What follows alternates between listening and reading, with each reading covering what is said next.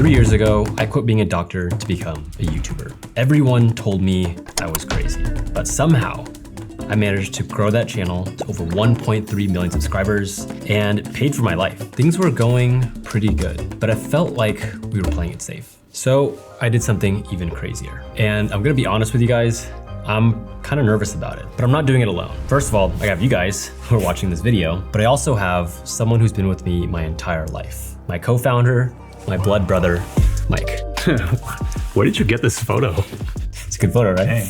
This is our shot at building something for creators, which we've been talking about for a very long time.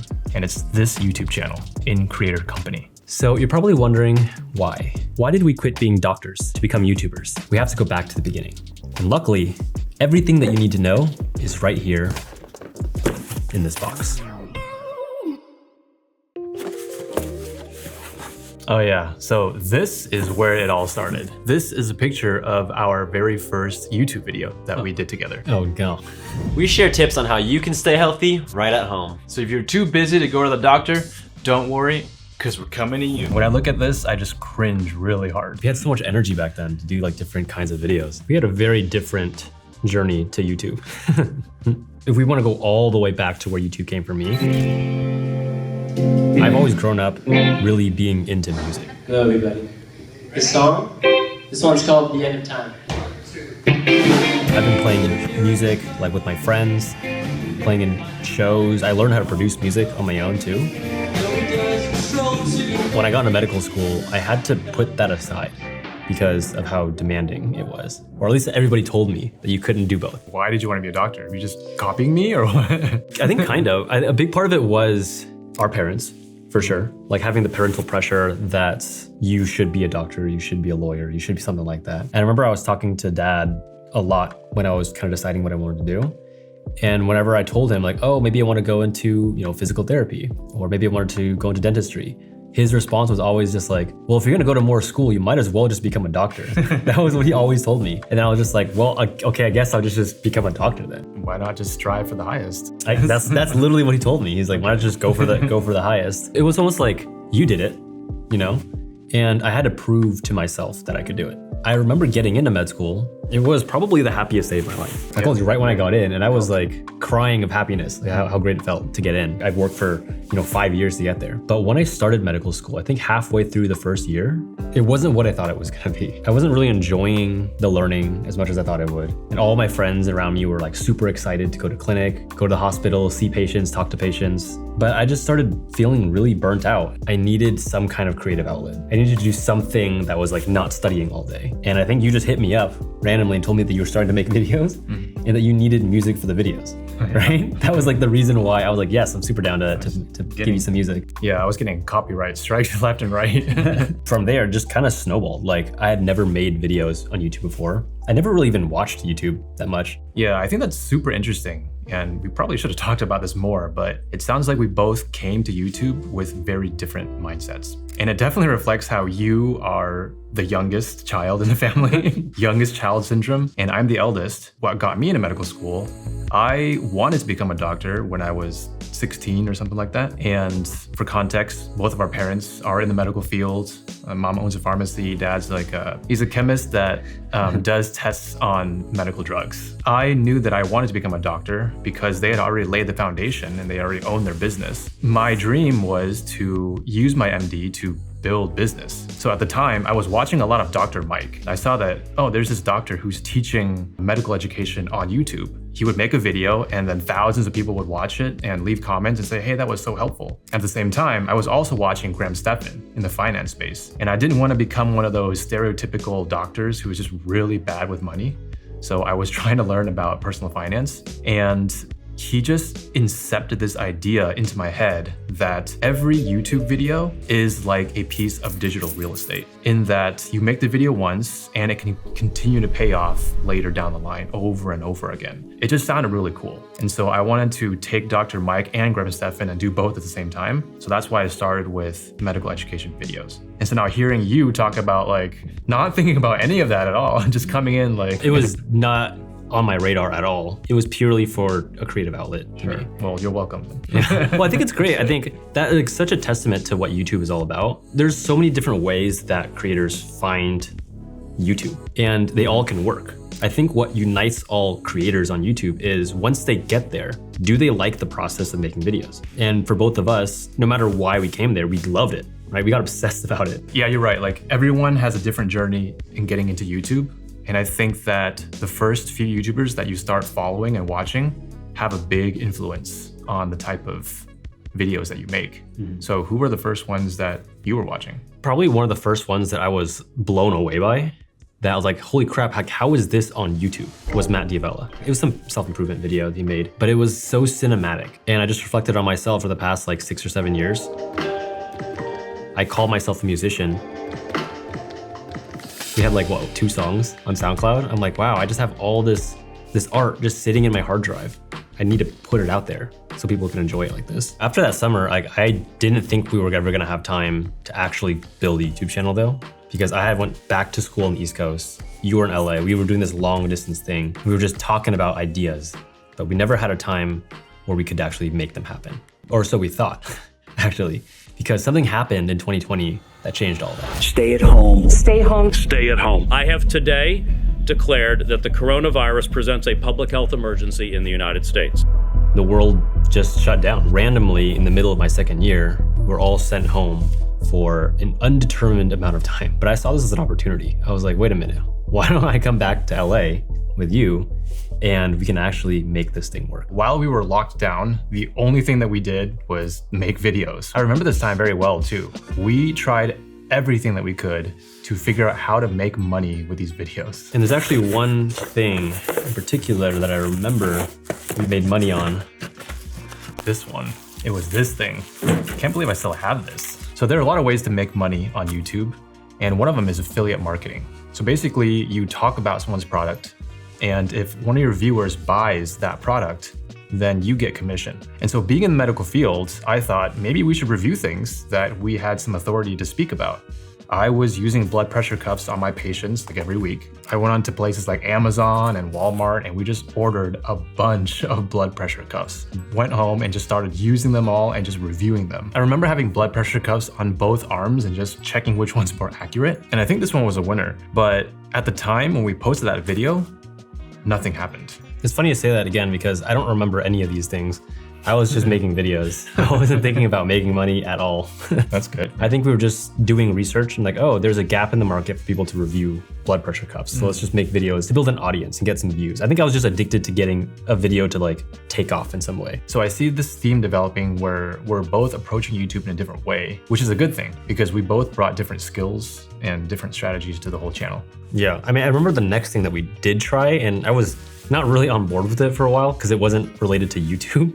But you really, really, really wanted to make a course. But I remember like whenever you would bring it up on your laptop and say, hey, we need to work on this thing, I would be like, do we have to do this thing right now? Like I'm trying to play Smash or I'm like trying to play video games. But we actually did work on this product that we were trying to build, which was our very first digital product. It was called Method to Mastery. Method to Mastery. And it was a course about how to study for your exams. Because that was one thing that at least both of us knew how to do pretty well. In retrospect, terrible name. Like had nothing to do with studying. But I had my mind completely changed after we made our first sale. I remember that night very clearly. I think it was like midnight or 1 a.m. or something. We were supposed to be sleeping, but we were both up playing video games as usual and just feeling really defeated. Like we tried affiliate marketing, we tried making courses, we tried reaching out to brands for sponsorships, and nothing was working. And I remember you all of a sudden like wide-eyed looking at our phone like, look, check this out, we got a notification. And it turned out to be our very first sale. That was the first dollar I ever made online, $400. That's crazy. We made our first dollar from YouTube, not from AdSense, but from selling a digital product, which just goes to show that you can make money from YouTube before getting monetized. You know how we made that sale? It had nothing to do with the content that we posted either. But there was a strategy, I forget who recommended it to us back then, but you should go with your channel and go comment on other people's channels and other people's comments. And so I went to a Rachel Southern video. I went down to her comments in one of her videos and someone asked about how to study for exams in the comments. And all I did was I answered his question about how to study for exams, and then I just pasted a link to our course. And There's no shame. It worked. He was in that much pain that he had to buy that program. That's crazy that YouTube allows you to do that. Yeah, but we didn't have any like marketing materials at all for that course. We didn't have any videos about it. We didn't have a VSL. We didn't have a landing page. We didn't have anything, The right? funnel, yeah. I had no idea that you could make money online. That completely changed my entire perspective. It's like, holy crap, you could actually make money from YouTube. Like, I didn't need a degree. Like, why the heck was I in school? And what blew my mind about it was that on that night, we were supposed to be asleep. But for some reason, we were just up really late playing video games. That's when I realized, like, wow, we would have made that money while we were sleeping. And I realized that's kind of what passive income feels like. Like, I know we had to put in some work in the front end, but I was just imagining, wow, what if we had like hundreds of videos out there all pointing back to this course? Like, how many more sales can we possibly make? Yeah, and after that first dollar, things just started to work. We finally made some affiliate revenue from people buying this blood pressure cuff through our video and thanking us for spending all that time and effort doing the reviews and testing out the products for them. We also made videos comparing different note-taking apps, and that led to our first sponsorship. So I think that was a moment when we got bit by the YouTube bug or the entrepreneurial bug. And we got bit like 3 times in a row. Like, all these different methods of monetization were just all working together. Up until that point, we were trying everything. We were trying vlogs and day in the lives and morning routines, and no one really cared. No one cared about what my morning routine was. But the moment we started making videos giving value or educating people or sharing our skills, that's when it started to work. My lesson here was to just start YouTube with what you have. What skills do you have? What credentials do you have? Anything that you can use as proof or authority to teach people. By the time summer came around, obviously the world had to return to normal in some way, but we made a commitment, I remember, before I left, that we would continue posting weekly videos on our channel, no matter what, even if we were separated. And that's what we did. That's what we tried to do, but I remember it was really tough because I had finished residency and I went right into my very first job as a doctor, and it was really hard to post videos at that time because I was working nonstop. I was a frontline COVID doctor, so I had to work a lot more. But the crazy part is I was feeling drained every day after work, right? Like, at work, I just was counting the hours until I could just go home. But YouTube gave me energy. I was actually looking forward to making these videos. And that was the moment I realized that this is what it feels like to pursue your passion. Passion is something that you just always show up for, even when it doesn't feel good. I think this is where our stories actually converge together, because I was feeling basically the same thing as you. I was obsessed with YouTube. All the waking moments outside of going to the hospital or studying for exams was on YouTube. Actually, most of the time where I was supposed to be studying was studying YouTube. But slowly I'd realize I just started spending more and more time on YouTube than on medical school. I moved home to LA, if you remember, and I took online classes for the last like 3 or 4 months of med school. I literally just did YouTube stuff only. I guess what I'm trying to say is oftentimes people think you go through phases. I thought YouTube was gonna be a phase, and I was kind of waiting for that day, you know, like, oh, eventually we're gonna get bored of this. And it just didn't happen. We just got more and more into it. And that's how we kind of knew, like, there's a future here because we can't stop. Like, we literally can't stop doing this. And it was something that put me, especially, in a very, very peculiar spot because I was about to finish medical school. And that decision of what to do after I finished medical school changed my entire life. So we got a stethoscope. And we have your prescription pad. I was getting to the end of medical school. And to be honest, the channel was kind of working, right? By the time we finished, we had over 200,000 subscribers on YouTube. We were really motivated and energized to keep doing this. And I just wanted more than anything in the world to just keep doing that. I remember getting that acceptance letter that I got into this program for psychiatry and just feeling like really, really fearful. I just like a huge pit in my stomach that as I don't want to do this. Yeah, I think I was at a similar crossroads. I remember having this conversation with one of my coworkers who was 10 years older than me, or 10 years ahead of me, and he was just miserable. Like, he was telling me about how he was always taking extra shifts to stay in the hospital and stay away from his family because he just didn't have a good relationship with his kids. And it was because he was so dedicated to medicine that he didn't spend enough time with them when they were growing up. And it was just heartbreaking to hear about. And I thought to myself, in 10 years, if I continue down this path of being a doctor, I'm going to be like this guy, someone who's just full of regret. And I thought about what is the story I'm going to tell my kids when I grow up with all this regret, not having taken this chance on myself. And I think it just happened that we were both at that crossroads at the same time. And that's why we decided to do it together. For me, it was just purely like probably dumb optimism. I'm just having a lot of fun and I don't want to stop having fun.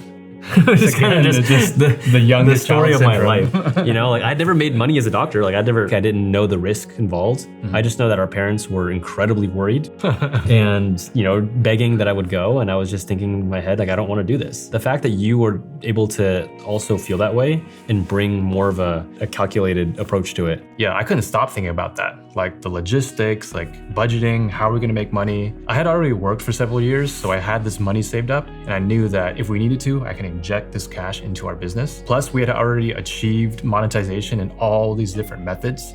So we had the experience, we knew what to do, and we had our MDs, right? Our medical degrees, something that we can fall back on later. And we also had like a very supportive family and friends. So we had a good network. And it kind of felt like that was a now or never moment. Yeah, I mean, now that I have a baby and I'm thinking back, like if I had continued being a doctor and then we had a baby, I don't think there's any way I would have started to do YouTube again. Like there was just too much friction. But I think at that moment, we had no kids, we had no like deeper responsibilities. That was a now or never moment for us. I wanted to start a family and start having kids in the next several years.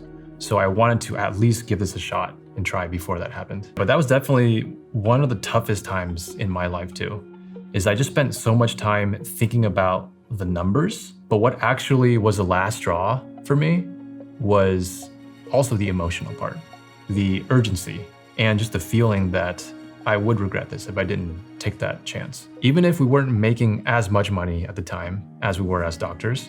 And I think this stethoscope symbolizes it very well. And after months of going back and forth with each other, going with our parents, everybody else, just mulling over this decision, we decided in 2022 to quit medicine. It was like the last day of school. I mean, it literally was for me the last day of school. And you know that feeling when school's out and all the kids run out of school and stuff and they throw the books around? That's how it felt like for me. Absolute freedom and freedom to choose exactly what I want to do. And that was when we just like fully immersed ourselves in being creators. We rebranded our entire YouTube channel from Mike and Maddie to Cajun Koi Academy. Hey there, rookie. Welcome to Cajun Koi Academy, a school like no other that empowers us to become the ideal version of ourselves. And we just started nerding out and getting really, really deep into what we've always wanted to build, which is like this anime universe. I feel like at that moment we had a lot of energy, but maybe a little too much energy. Remember this? Yeah, this is a good representation of too much energy. And we wanted to build something bigger than us. Specifically, we wanted to build a world. Because we always grew up loving like stories. I loved anime. We loved like Harry Potter. We loved like fantasy, Star Wars and stuff. And so we wanted to bring that experience to YouTube. So this video, we like drove really, really far away to like a random forest or something. And we spent the entire day just filming this video. We had a fight scene in it, remember? Oh, yeah. We choreographed a fight scene. And we put all this effort into this video that ended up like no one really watching. So yeah, we had a lot of fun. We had a lot of energy in doing this, but we definitely had to reel it back. I think after making a few videos in this new direction for Cajun Koi Academy and they're not doing very well, it became very clear to me we had no idea what we were doing. And having just left medicine behind, I started feeling really scared. Like I started feeling like this was a really bad decision to leave medicine. We had to make it work. And what we were doing was not working. And I think this is something that probably a lot of creators, want to become full-time creators experience.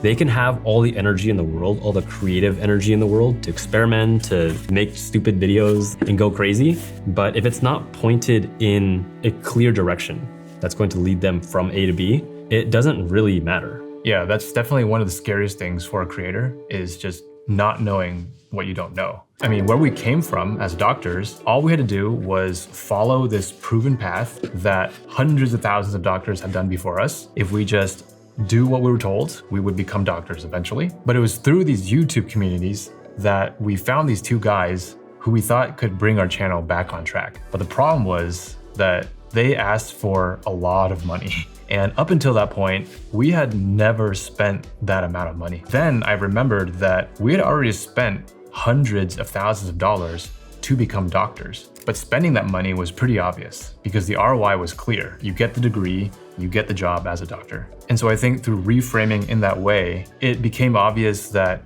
we should invest this amount of money into YouTube coaching and just treat this like our medical school, like treat it like creator school. And I remember thinking that if we do well and we just get like one really big sponsorship, that it would pay off for the entire thing. So we decided to pull the trigger and we signed with this YouTube agency called Dragonfruit. Little did we know that they would become one of the biggest YouTube agencies in the education space. And almost immediately, we saw huge improvements in our content. It was like a mind-blowing explosion to know like how many things we were missing from our YouTube system that they could just plug in and help us get there with. Like I think the first video that they helped us package and put out on YouTube was instantly like a 1 out of 10, and it just snowballed into everything that we wanted with this new direction that we went into. There's a moment for YouTube creators where there's perfect audience fit with your channel. And then it seems like every video that you post just can't miss. Right? It just keeps working. Like you post a video, it's a 1 out of 10. Post the next video, it's a 1 out of 10. Maybe a 2 out of 10, and then your audience just keeps snowballing. We were growing really, really fast, and we had all this new attention, and we wanted to put them somewhere. So we built a Discord community, and we grew that community really, really quickly to like 30,000 members. We started getting sponsorship invites left and right. We landed one of our dream sponsors, which was Notion. We started building a product, and then we hit our first 100K in a single month, which was absolutely crazy. And all this was happening so fast. And then within a year, we reached another milestone that I didn't think we would. All right, look at that. 1 million subscribers on YouTube. We got the gold play button. And I wish that the story ended here, but it didn't. During this time, we were growing so fast that we didn't know what to do with all the money and all the attention. And so we were just spending it everywhere. And in hindsight, this was definitely shiny object syndrome. So what did we spend it on? Spent on this. This was our attempt at making merch. We spent on that. Physical products. We tried partnering with this company to make some wallets. Wallets are pretty cool. Yeah. Just couldn't sell them. And then this one here. Oh my God, yeah. We spent so much time writing a whole book. This was personal finance for teens. I think the main lesson for me here is that we tried to do a lot of different things really quickly. And we tried to do a lot of things without knowing how to make them successful. And we thought that the solution to make it more successful was to just hire a lot of people to just take care of it. And we weren't even hiring the right people to take care of it. I think the people we hired to do these projects were just people who were in our community. We were just like, hey, does anyone want to take on this project? And if they said yes, then it was like, okay, come on board, we'll pay you, we'll do this thing. But we had no criteria for why they should do it or if they had any experience doing it. They were just people who were excited to be part of the brand and just do it. We were growing on different platforms as well. Like we got a guy for Twitter, we got a guy for Instagram, we got a guy for TikTok. We started building a website. Actually, that was actually the biggest That was mistake. the biggest mistake. The most costly mistake that we've ever made. Why did we build a website? What was the goal? What was the intention? I think we were just trying to find ways to expand our brand. We had this big vision to build this website, but we were way over heads because we had no idea how to code. And so we brought on this team to help us. And it just ended up costing a lot of money. Looking back on it, like we definitely spread ourselves way too thin. And we got distracted by the most important thing that kept the business alive, which was creating valuable content that brought people into our world and helped them solve their problems. Like all these things that we were doing, they weren't helping people do that. Like this isn't gonna help someone get better grades. And I realized that that was when our business started to go downhill because I was spending more of my day managing other team members instead of doing the one thing that actually mattered, which was making content. And this is not only because we were spending less time on content, but it's also just because creators on YouTube, your growth doesn't spike forever. Most channels don't have a continuous uphill curve like Mr. Beast. Most of them have like this wave of attention and then it kind of drops off and it levels out. And we thought that ours was just gonna keep going and going and going. And so when our business started to plateau and kind of drop off a little bit, the money that we were spending was still rising. And so we were losing money really fast. And we realized that if we just kept going the way we were gonna burn our business to the ground. We had to make the toughest decision to downsize the business. I remember that being a very difficult time. I had to do a bunch of one-on-ones with our entire team and start letting people go. How many people did we hire at that point? I forget. We had like between 15 and 20 people. We had a lot of people. And I just felt really bad about myself because I felt like I had let all these people down. To bring them onto a team, get everyone excited and saying, sorry, but we have to let you go. And doing that stuck with me for months. We had to really evaluate if we wanted to save this business, what skills and what things do we need to learn to become better at this thing? And this is around the time when I started getting into entrepreneurship books. I started reading Alex Hormozy, I started reading Daniel Priestley, Simon Sinek, and starting to realize that, oh, YouTube is actually a business.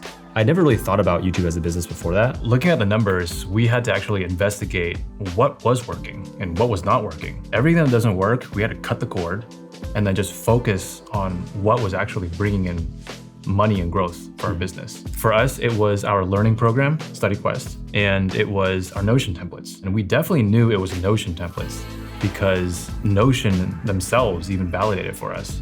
I mean, they continue to invest in us. They continue to give us sponsorships. Yeah, this is like the ultimate validation that we should have been spending more time with Notion because they invited us to give a talk at their first ever Make with Notion conference. And they even welcomed us with these Lego figurines of us. They even got like these Dr. Lego guys. They got your camera here. I think the funniest part is that they even got our hair right.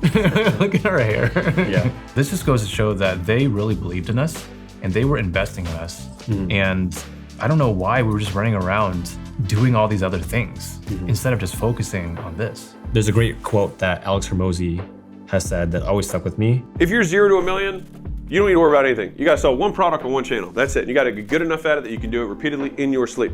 Once you have that, then you're like, okay, we got this on lock. Now we can sell multiple products to these people. We were doing the opposite of that. We had 5 products, 5 avatars, and 5 channels. So we cut it all.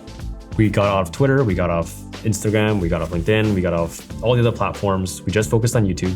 We stopped doing merch and physical products and all these other little things and just focused again on making really good content. So now we were focused on students and things were going well for a while, but something still fell off, right?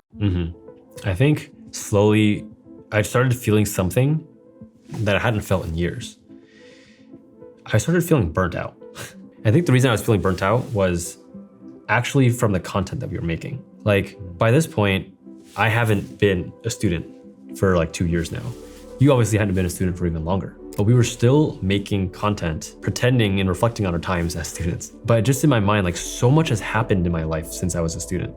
And most of the things that I'm obsessed about learning about, like the whole business debacle, none of that was about students. Like at first when we started our channel, we were solving our own problems, right? Figuring out how to be more efficient with learning and studying and being more productive. Like we literally started a YouTube channel while working full time. So like, yeah, how do we be more productive? I was taking boards and exams. Exactly. Like talking about solving our own problems. Our new problem now was figuring out how to run YouTube like a business. So we were going through a bit of an identity crisis.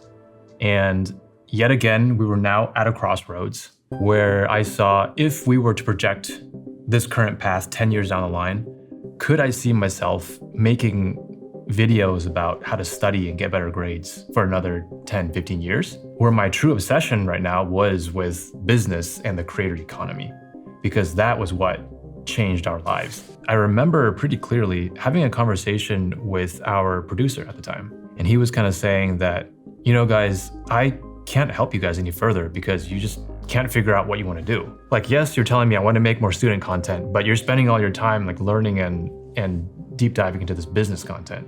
So until you make up your mind, until you know like what the vision is, I can't help you. Then he quit after that. And I was like, wow, this is when we have to stop and kind of reevaluate what is our mission and our vision going forward. And so for the next 6 or 7 months, we went on a journey to figure that out.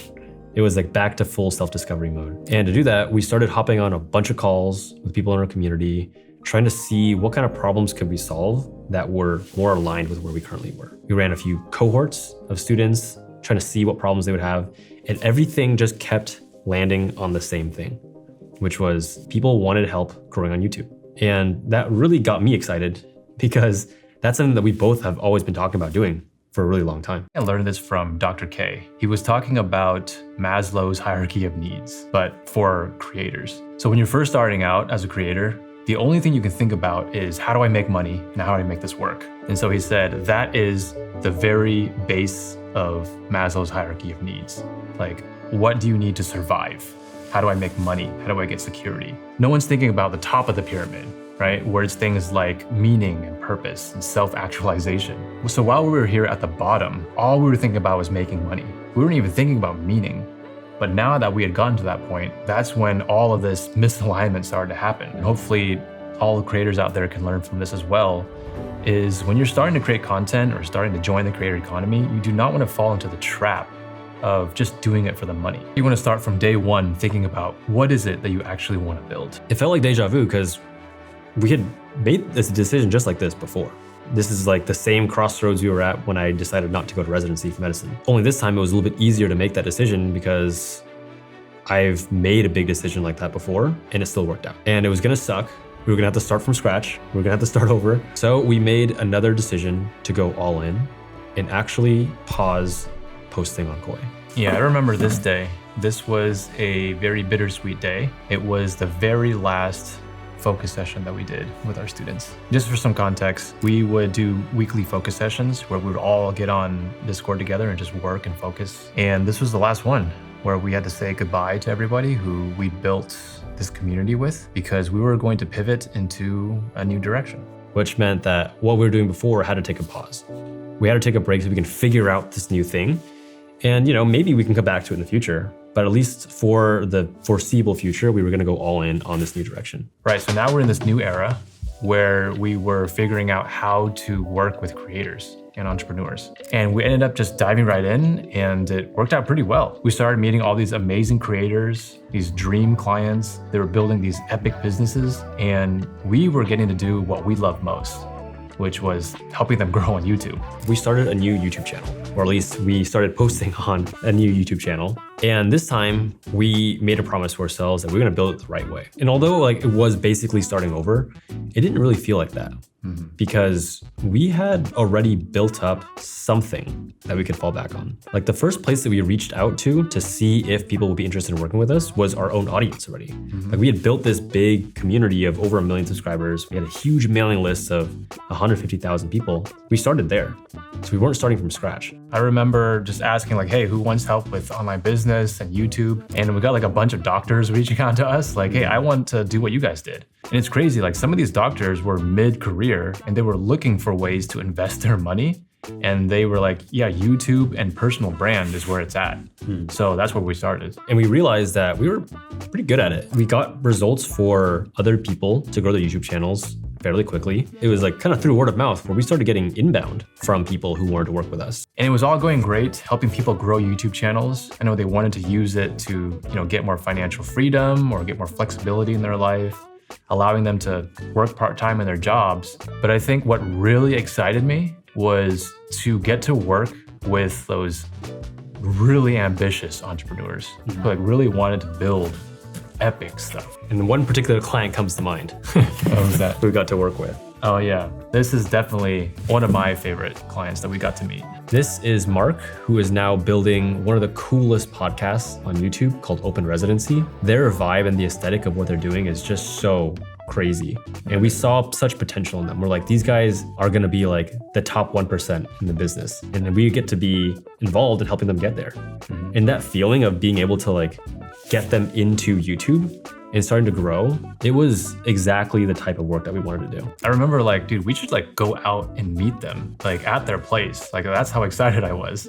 From there, things started to snowball. We started working with EZA, who are probably the biggest Web3 company, just dishing out hundreds of thousands of dollars to students. Got to work with our childhood hero, Kevin Jabal at Med School Insiders. Things just started to go really well, and we just really felt alive and in our element. I think it's really because of the types of channels that we're getting to work with. Like these were all brands that had a deep interest in education. So that's when I realized that pivoting and having to start over, that comes with the game of business. Like some of the top entrepreneurs, they have to start multiple businesses until they make it big. And same with creators, right? Some of them start multiple channels or go for many years until they actually succeed. Sometimes you gotta pivot or sometimes you gotta start over, but just know that you're not starting from zero. You've been stacking your skills and your experience, so use that to go even further the next time you try again. But looking at where we ended up, helping brands educate through YouTube, it makes so much sense if you just look at our story, right? Like we went to school in medicine, we became doctors, and doctors are teachers. So we like teaching a lot. We built a program about how to learn, and we learned how to make really good educational content. And so being able to have those things under our belt made us really, really attractive to working with people who want to grow on YouTube in the education space. And so I think it's a really powerful exercise for creators to do. Like look at the breadcrumb trail of where you are now. What skills have you learned? What have you done? Where's all the energy that you spent over the years gone? Maybe those are skills that you can help someone else achieve some great success with. And that breadcrumb trail can be a lot of things, not just skills. It can be, like you said, your portfolio. What are the things you've actually put out there? It could be network, like who have you met along the way that you can hit up again, or you can connect you to somebody else that you know. It's the team that you built. You know, who have you worked with in the past? Some of the editors that we've had have left us and then come back to us because they really liked working with us. All of those things can keep coming back to support you in the next thing you want to do. One of those very important connections that I made was when we were invited to our first event in Notion out in New York, my friend David. And we just connected, we became friends, we just stayed in touch over the years. And he eventually hit me up earlier this year and told me that he had got a job at Spotter. Through that, he knew that we were creators on YouTube, and he invited us out to a few events out here in Venice, California. And we had already decided at that point that we wanted to get into the creator space. I remember I was on a call with David, and he was like, "Oh, what are you guys up to?" Like, we were just kind of catching up. And I was telling him about this big pivot that we were doing. And his first reaction was, "Yes, let's freaking go." He was so stoked to hear that we were going into the creator space. The first event we went to was the Idea Summit, hosted by Spotter and Colin and Samir. And I think that event specifically was what really like solidified to me that like I want to be here in the creator space. Yeah. Because that was the first event where we went to. I don't know if you had the same experience as me, but I was one of like 100 YouTubers who were all in the same space. I remember very clearly like this moment where Colin and Samir walked out onto this little stage at the lighthouse. They sat down. Hello. Okay, first question for you guys. How many of you make YouTube videos? And I looked around and literally everybody put their hand up. I was just like, dang, I'm home. Yeah. Like these are my people. Yeah. Like we're here. And I've never been in a place like that before. And I remember we even ran into Mark from Open Residency that Yeah, so he was like, there. A number of our clients were there too. It's like, Yeah. this is where we belong. It was a big moment to realize like this is the community that I want to be a part of.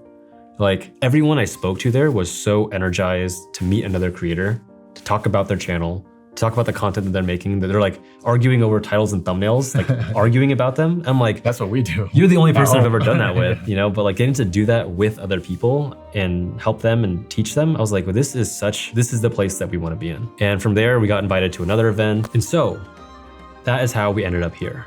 And we're building this YouTube channel here in Creator Company. It's a channel that we've honestly always wanted to build.